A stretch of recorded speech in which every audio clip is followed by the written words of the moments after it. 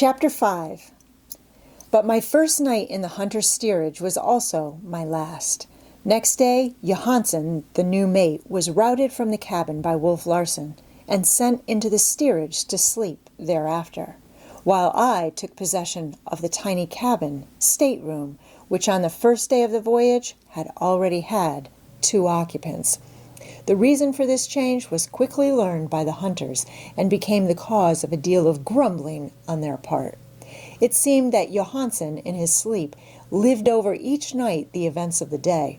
His incessant talking and shouting and bellowing of orders had been too much for Wolf Larson, who had accordingly foisted the nuisance upon his hunters. After a sleepless night, I arose weak and in agony to hobble through my second day on the Ghost. Thomas Mugridge routed me out at 5:30, much in the fashion that Bill Sykes must have routed out his dog. But Mr. Mugridge's brutality to me was paid back in kind and with interest. The unnecessary noise he made, I had lain wide-eyed the whole night, must have awakened one of the hunters, for a heavy shoe whizzed through the semi-darkness, and Mr. Mugridge, with a sharp howl of pain, humbly begged everybody's pardon. Later on, in the galley, I noticed that his ear was bruised and swollen. It never went entirely back to its normal shape, and was called a cauliflower ear by the sailors. The day was filled with miserable variety. I had taken my dried clothes down from the galley the night before, and the first thing I did was to exchange the cook's garments for them. I looked for my purse. In addition to some small change, and I have a good memory for such things, it had contained $185 in gold and paper. The purse I found, but its contents, with the exception of the small silver, had been abstracted. I spoke to the cook about it when I went on deck to take up my duties in the galley, and though I had looked forward to a surly answer, I had not expected the belligerent harangue that I received. "Look here, Hump," he began, a malicious light in his eyes and a snarl in his throat. "Do you want your nose punched? If you think I'm a thief, just keep it to yourself, or you'll find out how bloody well mistaken you are. Strike me blind if this ain't gratitude for you. Here you come, a poor miserable specimen of human scum, and I takes you into my galley and treats you handsome, and this is what I get for it? Next time you can go to hell, say I, and I've a good mind to give you what for anyway." So saying, he put up his fists and started for me. To my shame be it, I cowered away from the blow and ran out the galley door. What else was I to do? Force, nothing but force, obtained on this brute ship. Moral suasion was a thing unknown. Picture it to yourself, a man of ordinary stature, slender of build, and with weak, undeveloped muscles, who has lived a peaceful, placid life and is unused to violence of any sort. What could such a man possibly do? There was no more reason that I should stand and face these human beasts than that I should stand and face an infuriated bull. So I thought it out at the time, feeling the need for vindication and desiring to be at peace with my conscience. But this vindication did not satisfy, nor to this day can I permit my manhood to look back upon those events and feel entirely exonerated. The situation was something that really exceeded rational formulas for conduct and demanded more than the cold conclusions of reason. When viewed in the light of formal logic, there is not one thing of which to be ashamed. But nevertheless, a shame rises within me at the recollection, and in the pride of my manhood, I feel that my manhood has in unaccountable ways been smirched and sullied. All of which is neither here nor there. The speed with which I ran from the galley caused excruciating pain in my knee, and I sank down helplessly at the break of the poop. But the Cockney had not pursued me. "Look at him run! Look at him run!" I could hear him crying. "And with a game leg at that! Come back, you poor little mama's darling! I won't hit you, no! I won't!" I came back and went on with my work, and here the episode ended for the time, though further developments were yet to take place. I set the breakfast table in the cabin, and at 7 o'clock waited on the hunters and officers. The storm had evidently broken during the night, though a huge sea was still running and a stiff wind blowing. Sail had been made in the early watches, so that the Ghost was racing along under everything except the 2 topsails and the flying jib. These 3 sails, I gathered from the conversation, were to be set immediately after breakfast. I learned also that Wolf Larson was anxious to make the most of the storm, which was driving him to the southwest into that portion of the sea where he expected to pick up with the northeast trades. It was before this steady wind that he hoped to make the major portion of the run to Japan, curving south into the tropics and north again as he approached the coast of Asia. After breakfast, I had another unenviable experience. When I had finished washing the dishes, I cleaned the cabin stove and carried the ashes up on deck to empty them. Wolf Larson and Henderson were standing near the wheel, deep in conversation. The sailor Johnson was steering. As I started toward the weather side, I saw him make a sudden motion with his head, which I mistook for a token of recognition and good morning. In reality, he was attempting to warn me to throw my ashes over the lee side.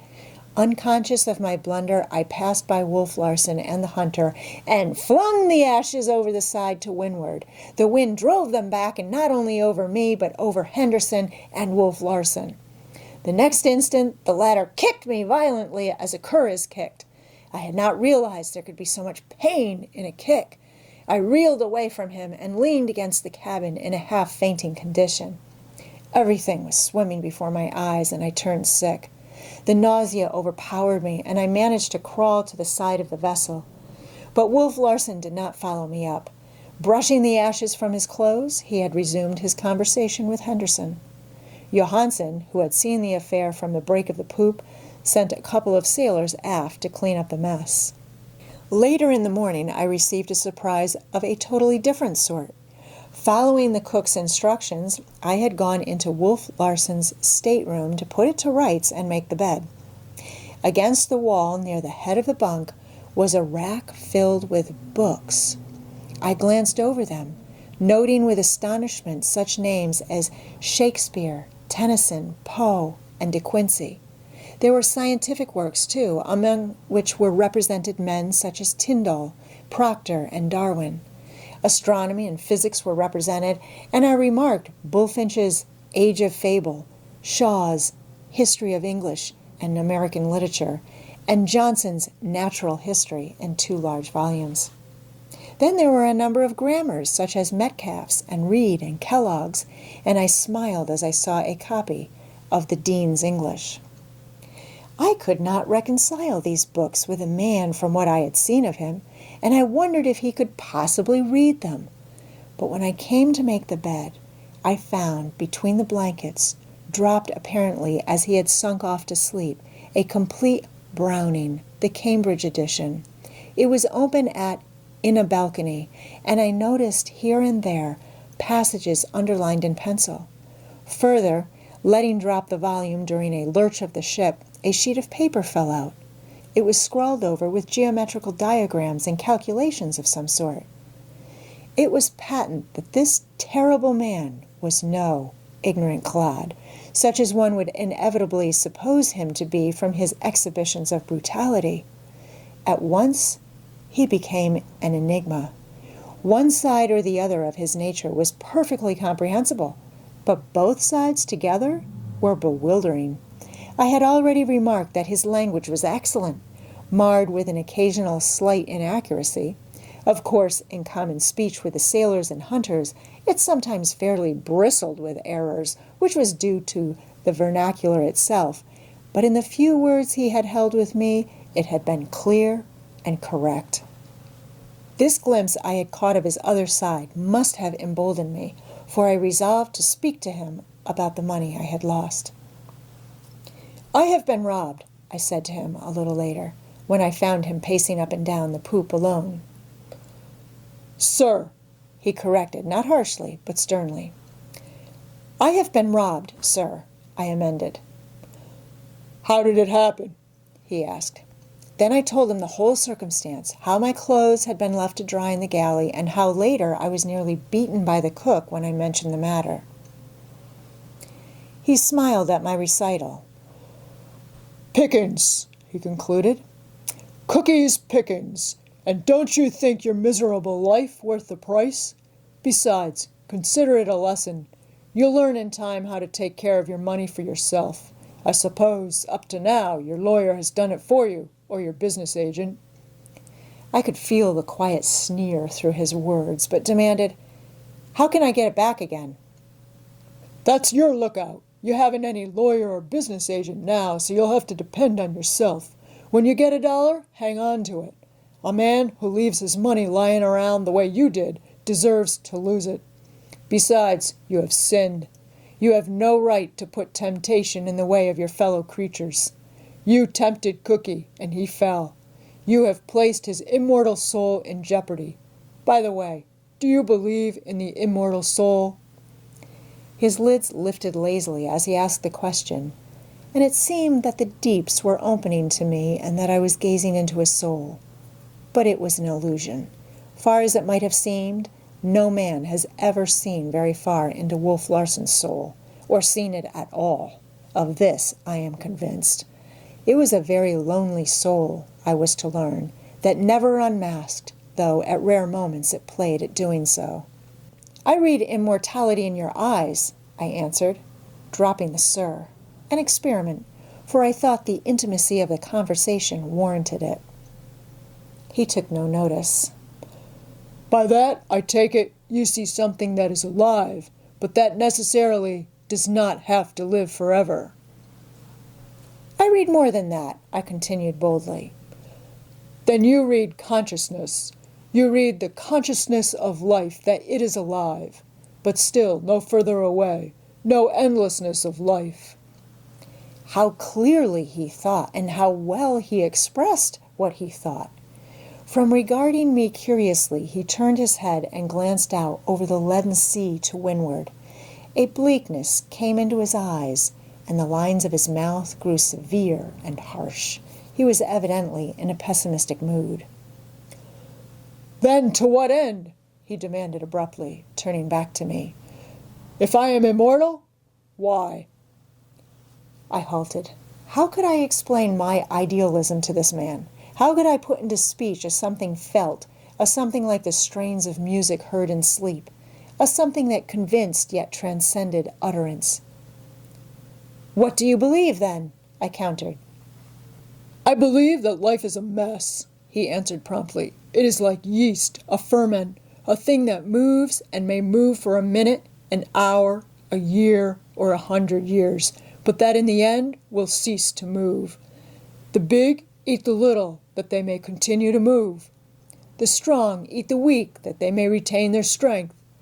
The lucky eat the most and move the longest, that is all. What do you make of those things?"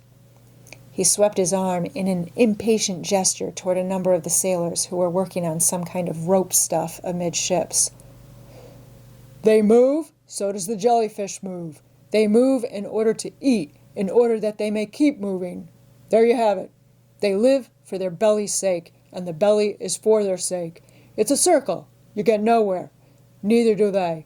In the end, they come to a standstill. They move no more. They are dead." "They have dreams," I interrupted. "Radiant, flashing dreams." "Of grub," he concluded sententiously. "And of more grub, of a larger appetite and more luck in satisfying it." His voice sounded harsh. There was no levity in it. "For, look you, they dream of making lucky voyages which will bring them more money, of becoming the mates of ships, of finding fortunes, in short, of being in a better position for preying on their fellows, of having all night in, good grub, and somebody else to do the dirty work. You and I are just like them. There is no difference, except that we have eaten more and better. I am eating them now, and you too. But in the past, you have eaten more than I have. You have slept in soft beds, and worn fine clothes, and eaten good meals. Who made those beds, and those clothes, and those meals? Not you. You never made anything in your own sweat. You live on an income which your father earned. You are like a frigate bird swooping down upon the boobies and robbing them of the fish they have caught. You are one with a crowd of men who have made what they call a government, who are masters of all the other men, and who eat the food the other men get, and would like to eat themselves. You wear the warm clothes. They made the clothes, but they shiver in rags and ask you, the lawyer or business agent who handles your money for a job. But that is beside the matter, I cried. Not at all. He was speaking rapidly now, and his eyes were flashing. It is piggishness, and it is life. Of what use or sense is an immortality of piggishness? What is the end? What is it all about? You have made no food, yet the food you have eaten or wasted might have saved the lives of a score of wretches who made the food but did not eat it. What immortal end did you serve, or did they? Consider yourself and me. What does your boasted immortality amount to when your life runs foul of mine? You would like to go back to the land, which is a favorable place for your kind of piggishness. It is a whim of mine to keep you aboard this ship, where my piggishness flourishes. And keep you I will. I may make or break you. You may die today, this week, or next month. I could kill you now with a blow of my fist, for you are a miserable weakling. But if we are immortal, what is the reason for this?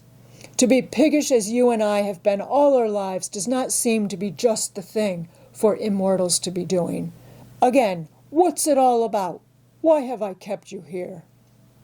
Because you are stronger, I managed to blurt out. But why stronger? He went on at once with his perpetual queries. Because I am a bigger bit of the ferment than you? Don't you see? Don't you see? But the hopelessness of it, I protested.